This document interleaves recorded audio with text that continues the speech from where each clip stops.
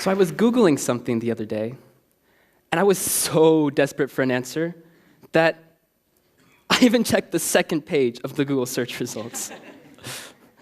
Now, presumably, you're really paying attention to me now, because research shows that people tend to remember and pay attention to things more that stand out to them as being interesting or funny. Now, according to Michael Griffin, an associate professor of media and cultural studies, this is how my grandparents got their news. Now, they could assume that the media was unbiased because journalistic integrity was one of the most important things at their time. On top of this, it was considered a public service, and honestly, they just didn't have many ways of getting news. This is how my parents got their news. Increasingly, we started to move towards a more 24 hours type of news, which led to an increase in competition to be the trusted news source, but also decreased the time for fact-checking. And this is how today's generation gets their news. We have so many options, and they're nearly all free. And because of this, many news sources began to pick their spot along the liberal to conservative continuum, and the continuum of presenting complete facts all the way to complete information fabrication. And with all of these vying for our very limited attention, we moved from a model where news could be assumed to be inherently truthful and unbiased to one which enabled fake news. You know, fake news, those false stories with the intent of influencing our opinions and beliefs and are presented as facts. Yeah, those ones. Well, because of this, instead of news being the product, our attention became the product in the form of views, clicks, and likes. I mean, if we see a viral story about a shark swimming down a freeway after a hurricane, we can probably assume it isn't true and it's just someone having a little fun with some Photoshop. So now we're aware of fake news, and we're learning to be discerning about it.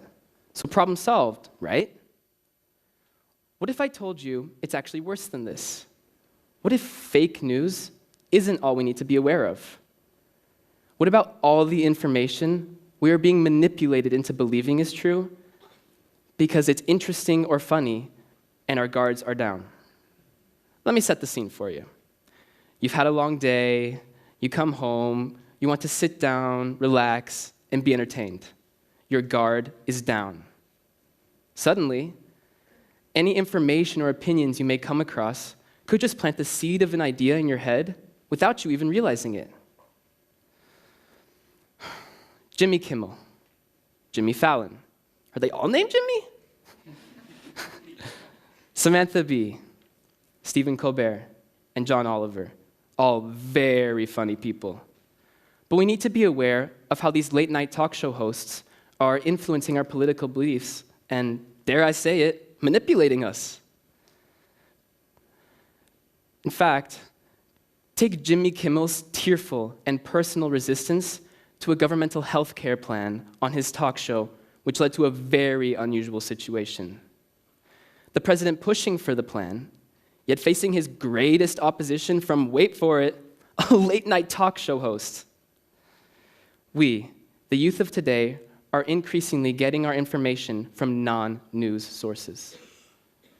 In fact, 2018 research from strategic communications firm Broder Partners reveals that nearly half of Gen Z ranked YouTube as their first or second most important source of news. Millennials didn't even come far behind that with 44%, whereas the clear preference for Gen X and Boomers remain traditional sources, such as newspapers and magazines. The study also revealed that, no surprise, entertainment and engagement are becoming increasingly more important. In fact, the younger you are, the more you consider the news you consume on a daily basis to be entertainment versus validated information.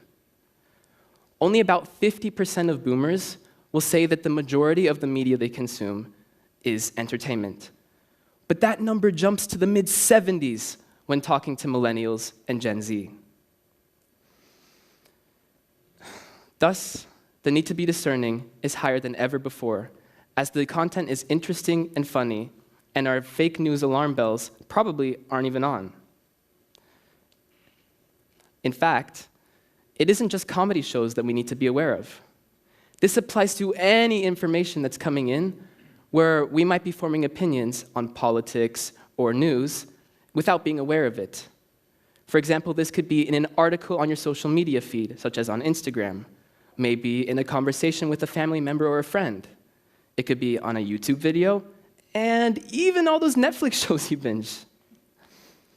So, how can we combat having our opinions manipulated by interesting or funny information that is coming in without us realizing that our guards are down? Here are 3 simple tips. Number 1, start by recognizing when a video or a news source you're watching or looking at is not a trusted one. Just a reminder, the comedians themselves will insist that they are not real news. I mean, they're in the comedy business, for crying out loud. And they are not held to any type of journalistic standards. Number 2, get a balanced view. When you find yourself forming a certain opinion on someone, make sure you seek out contrary videos on both sides, those for and against that person, to get a more rounded view. And finally, you can always leverage existing sources that are aimed specifically at us, the youth of today, to combat fake news. For example, BBC has an interactive choose-your-own-adventure game that allows people our age to make decisions about what sources, political claims, social media comments, and photos can be trusted, and which ones might be fake news. In a world where the business model is increasingly becoming to capture our very limited attention, it's become more important than it ever has been to check that second page of the Google search results. Hopefully, you've enjoyed this talk. Maybe even found it interesting or funny. Maybe even interesting or funny enough to have your guards be down and accept everything I've said as the truth. So maybe now you're wondering, was anything in this talk fake news? Thank you.